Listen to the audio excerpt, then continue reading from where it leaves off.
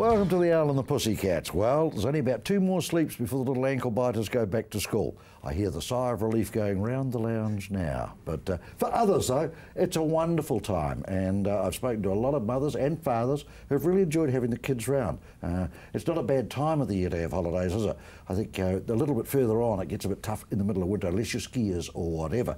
But let's meet the panel, and backed by popular demand is Nancy Howe, best known, of course, for, well, she's a preschool teacher. She farms in a rural, at Leaston actually, and she also leads a terribly busy life. Nancy, how have the holidays gone? I don't farm, by the way, but that's okay. Well, it's been fun. We've had my nephews down from Auckland and been catching up with them. Lots of birthdays in our family, so it's been all go. So it's sort of flown by, it's been quite pleasant? Yeah, but then it's always time for them to go back to school. Right, new panellist, Renee Orman joins us, and well, just let's have a look at her background, because she has 3 furry kids. There they are. Yeah, we're talking about pets, of course, 2 cats and a dog. Well, she's born and bred in Christchurch, and at the tender age of 19, she became the office manager at a company called Smith City Market that didn't do too badly. Renee, nice to have your company here, not affected by school holidays. Nice to be able to drive around the city, though, where it's a little bit quieter, isn't it? Yeah, definitely. The traffic on the way to work's always a bit quieter in the mornings during school holidays, so you get a bit more time to yourself, which is great. Okay, we meet Mercy Cornish, though, who's our 3rd panellist, born in Whangarei, and I've got Wanganui, sorry, and that's without the age. Did they have the H in it in your day? Well, they just slipped it in there just as I was leaving. No one here left, and she came back here, and she came down here and got an honours degree in media and communication and political science. She was a ballerina, and I think we may have had a shot there of that as well, but has given that up and has absolutely changed tact. It's now hunting, shooting, fishing, out there roughing it, mate. I like to get my hands dirty. I apologise, I'm very scratched up because I have been bush bashing this weekend, just been in Kaikoura, so we did have a successful mission, if anyone was wondering. What happened, though? We got 2 chamois, so... Now, that's caused some consternation on the panel, because did you shoot a wee Bambi? And I know Renee didn't like the idea of northern dancers, so yeah. We did go with the intention of shooting Bambi. I'm really sorry, guys. Really sorry, but we decided to get some mountain goats instead, and they are absolutely delicious. Right, let's go to the mail traffic, because lisa.jordan@ctv.co.nz is how you make contact with us. We try and wade through the questions, but sometimes we do just wander off the track a little bit, which is not a good idea when you're out hunting, shooting, fishing. Okay, here we go. This is from Disgusted from Timaru, so you can probably work out what this person thinks. I met a guy who said he was separated with 2 children. We've met up for a few weekends together as we live in different towns. I've now found out through a friend and also Facebook that he is actually married and living with his wife and 4 young children. What should I do? Asked Disgusted from Timaru. Should I tell his wife? Mercy, let's go. Well, I am just actually appalled that this guy has told her that he's broken up with his wife and is seeing her when he has his wife and his kids that he goes home to every single night. I just think that that is like just shameful, pretty much. I do think that it's not really her place to tell the wife, because I think that he should man up, get some balls, and go and tell the wife himself that he's having trouble in their relationship. But she has been sucked in by this turkey. She has. She believed his story. What do you reckon, guys? Let's go. I think she needs to cut it off for sure, but I mean... Cut what off? Well... I'd be tempted to. Yeah, I don't know if he should tell or not, but only because I think that that should be his job. Renee, he couldn't even get the number of kids right. Well, He said 2 and he said 4. I think she's got to confront him to get her facts right as well, because it's only hearsay at the moment. It's not actual facts, you know. So she's got to give him the benefit of the doubt before she does anything hasty. Otherwise, you know, it's just going to backfire onto her. Yeah, no, that's a fair comment too, because she said she'd heard, didn't she, from yeah, someone. Yeah, there's a lot of sort of people out there that will just take advantage, and you know. Is that one of the dangers of social media?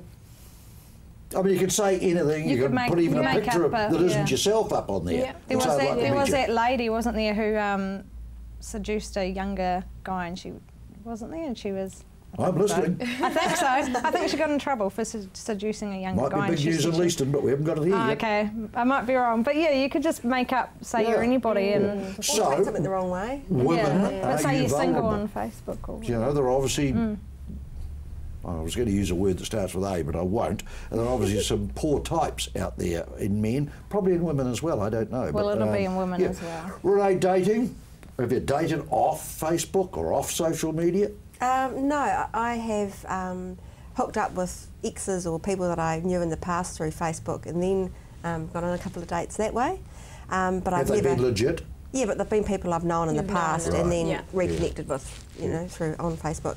But no, I've never just gone onto a dating site and met someone. My sister, she's one. She's actually recently just went to Auckland to meet a guy that she'd met online.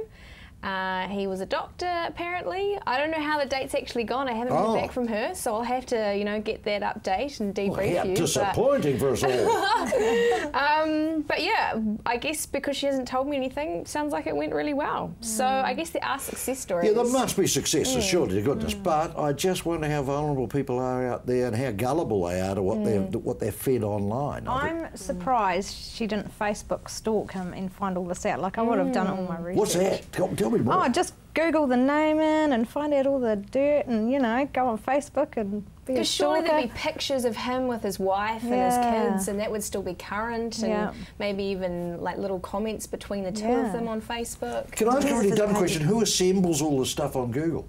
Do they submit it, or what happened? How do you end up on Google? I mean, how could it be photos of him and his kids? So if you have a Facebook profile, you will put your own photos of yourself and your family probably up on your own Facebook. So he could, I don't know, maybe he doesn't have a Facebook, but most people do these days. And if he is still with his wife, that probably he will still be posting pictures of them and their family. Maybe if there is something going on between them, he might be kind of keeping it private and posting a profile of himself as this bachelor man who is now single, which kind of sounds like that's what's happened, because I'm guessing like any of us women, she would have gone on and done a little bit of research on old social media.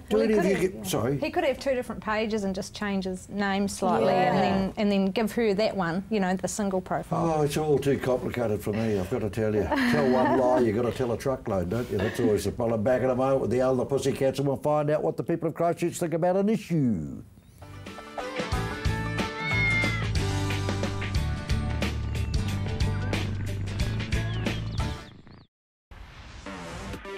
With all the latest innovations in the world of technology, Shift has everything you need to stay informed and in the know. Shift, 2:15 on Monday, right here on CTV.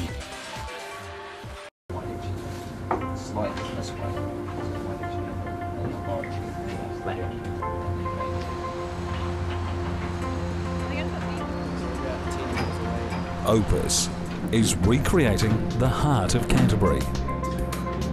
From large-scale projects to commercial buildings. Your design, your vision. Opus.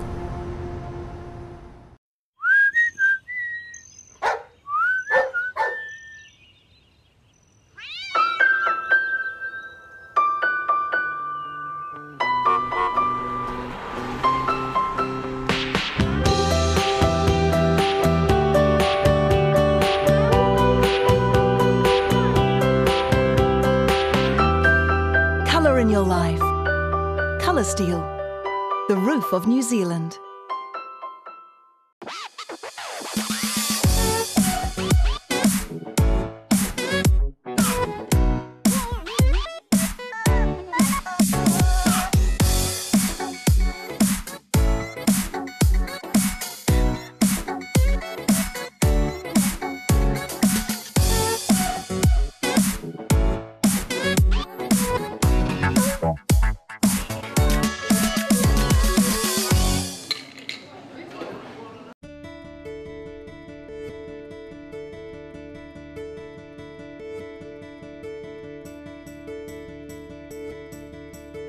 Diversity. No deposit. Instant finance. Convenience. Open 7 days. Austin Motor Company. Drive It showcases the new arrivals to the motoring world, comparing and testing the latest models to discover which one is the best. Drive It, Sunday afternoons at 2:30, only on CTV.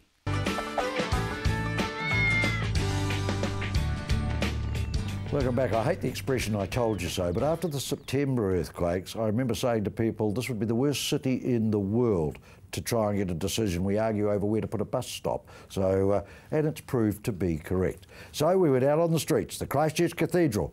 Pretty simple question, demolish or rebuild? This is what you had to say.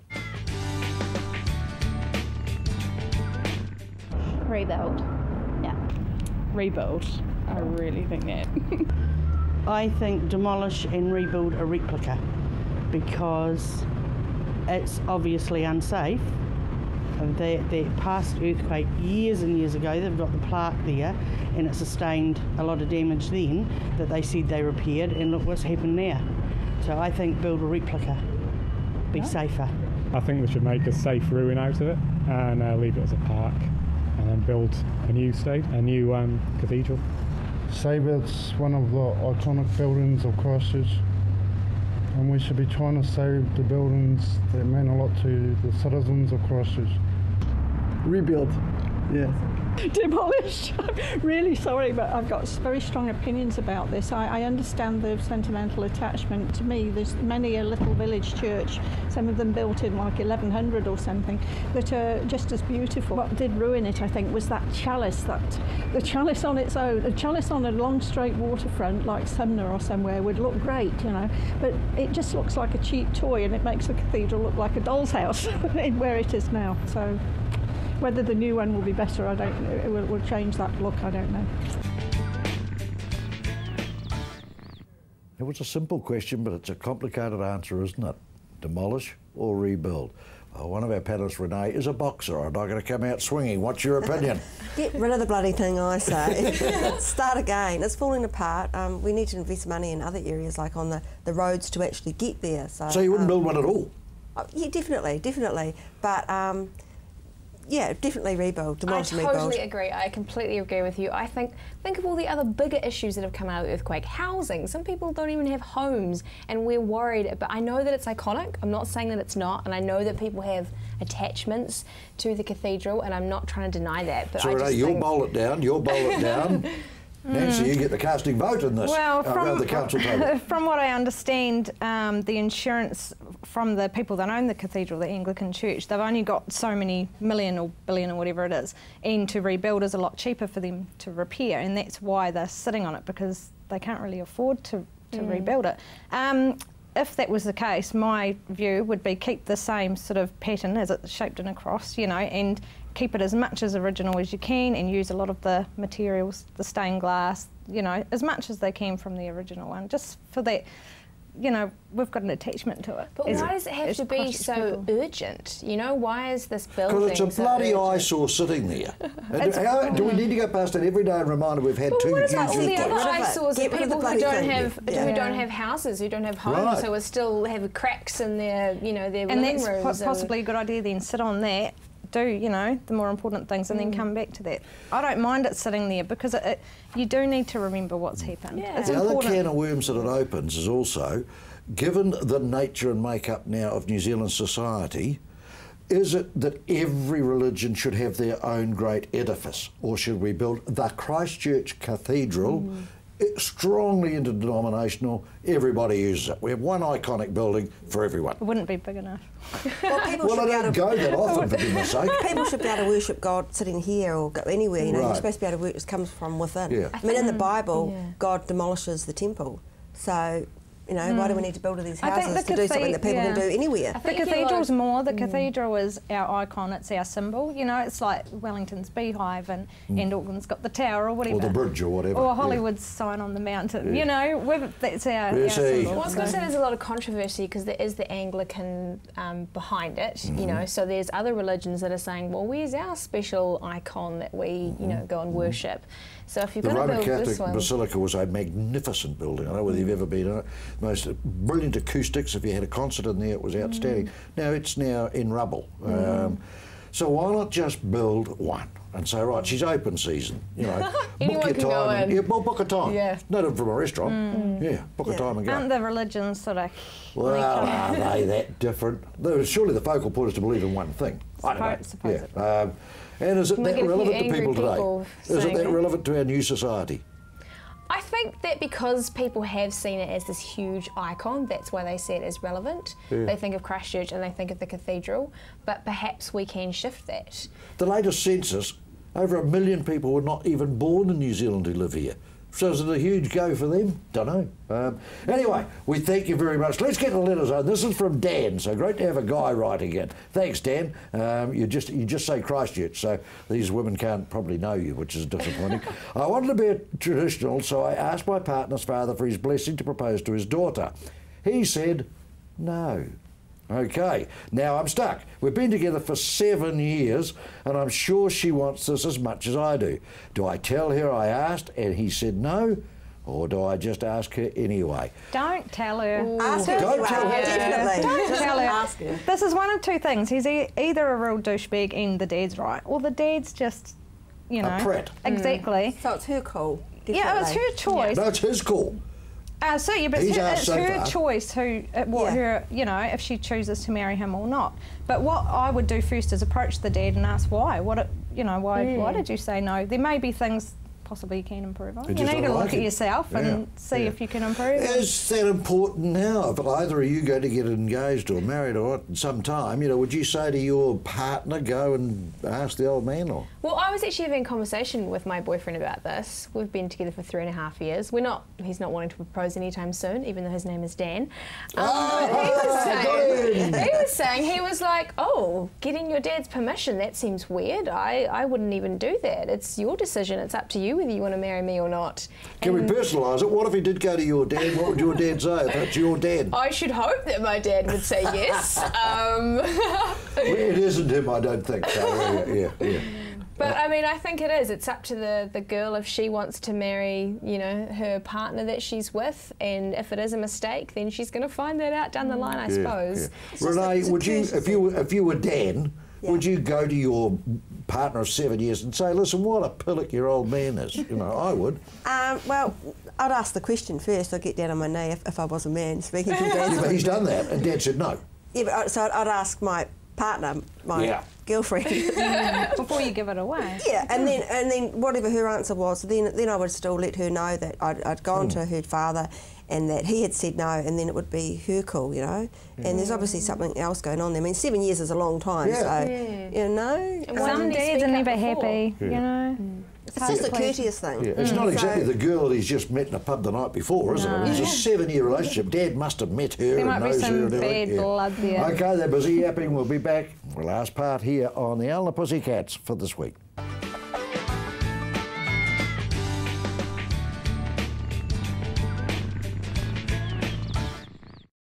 Kids television is right here on CTV. Tune in every Saturday from 7 a.m. to 8 a.m. for an exciting range of fantastic kids programming. Join in with all the fun Saturday mornings from 7 a.m. to 8 a.m. on CTV. At Bowden Environmental, we specialise in all aspects of resource management, so you don't have to deal with the paperwork. With the skills and knowledge to organise any environmental work, we can guide you through the process from start to finish. From organising consents and farm environmental plans to pump and well testing, Bowden Environmental has it covered. Save time and remove the stress. See the specialist. Bowden Environmental. Computer not working? Replace or repair. DIY or get a technician. Looking for parts. Thinking of upgrading? Need accessories? You've got questions, we've got answers. Global PC. Come on down to Ferrymead Golf. Care for a game of paintball? How about some swings on the old driving range? Or on our par 3 9-hole golf course? Test your skills on the mini golf course or have a go at the airgun shooting range. Then relax at the Wow Cafe with one of our super succulent Wow Burgers. Whether you want to perfect your swing or are looking for a fun family day out, come down to Ferrymead Golf, 50 Ferrymead Park Drive, right next to the Ferrymead Heritage Park. Arts 21 showcases the vast creative talent and minds that are making a name for themselves in Europe and beyond. Think outside the square with Arts 21.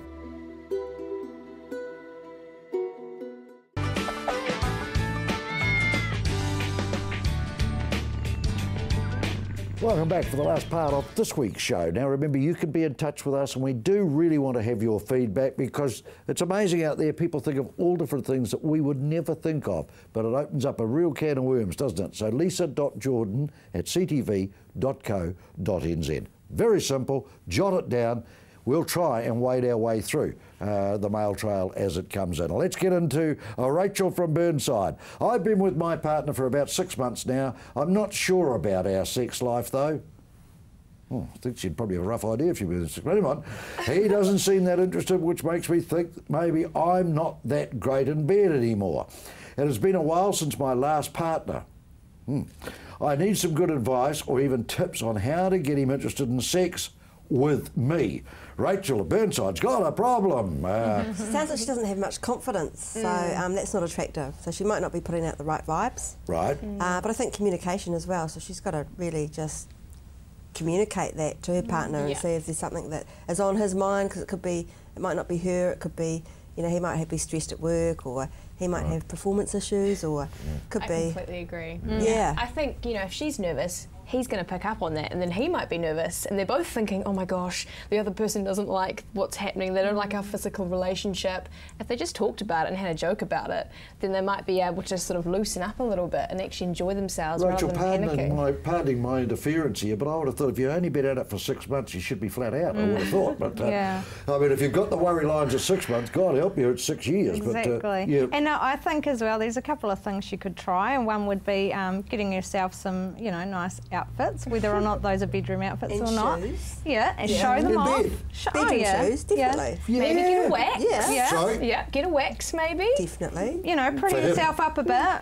And smooth the body. And the other thing is spontaneity. Just catch them by surprise, and you know, they should. Public places are always good.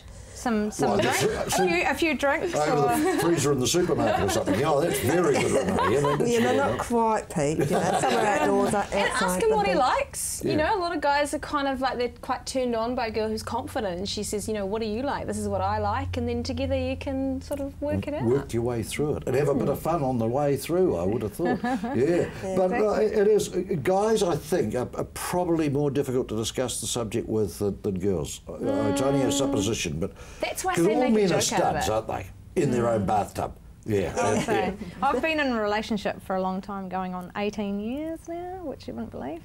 But yeah, I would just say she's got to, maybe she could research it if she's unsure. There's going to be plenty of ideas online what she could do, and just try things out. Try it out, and if it doesn't work, try something else. Facetious, but in the 18 years, have you had your ups and downs? I'm sure we've had our ups and downs.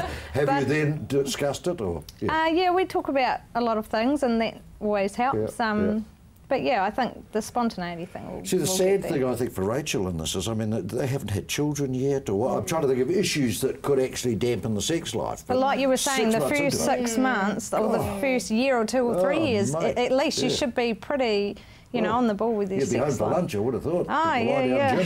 It's usually kids that kill you. One thing to think about, though, is that, I know this is quite rare, but not all guys are up for it every night. There are some guys that are actually not as physical as others. I know a couple. I have a few close guy mates that I talk with about this kind of stuff, and they're like, I'm actually just not like the really horn dogs out there who want it all the time. So maybe he's one of those. And I guess it depends on what levels, because not much sex might be quite a bit for him. For Rachel's partner, so it's just communication, really.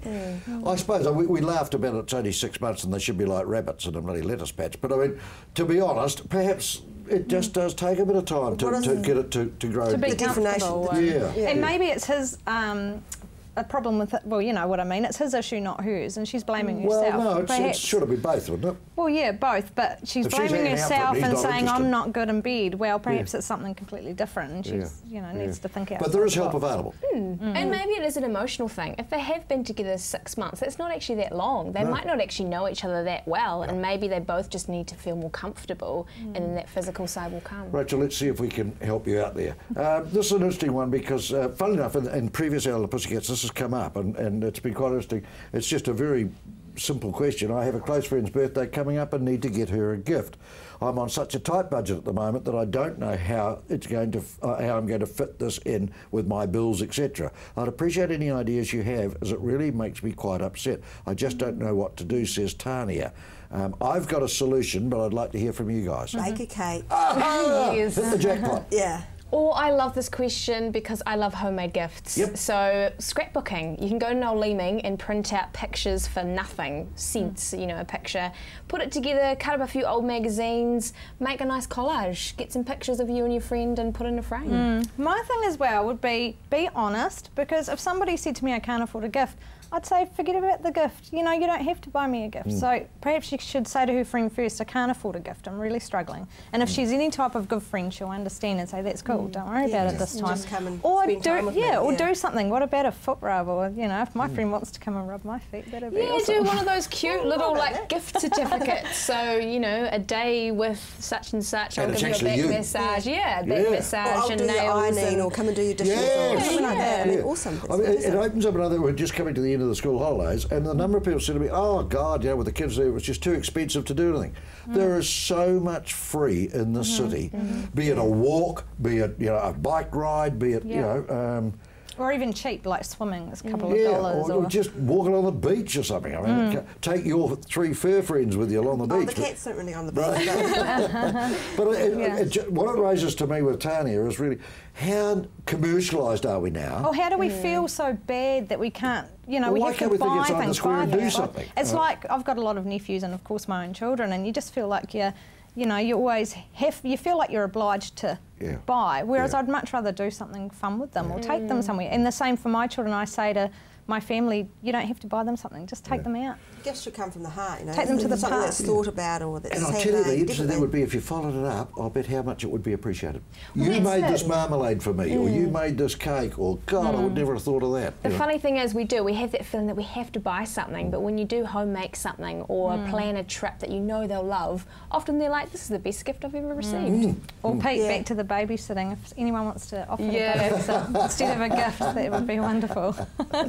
All right. The other thing that really gets me too, and we'll get into this in probably another program, is with grandchildren, I'm sick and tired of the fact that they have to wear designer clothing. I mean, just bloody ridiculous.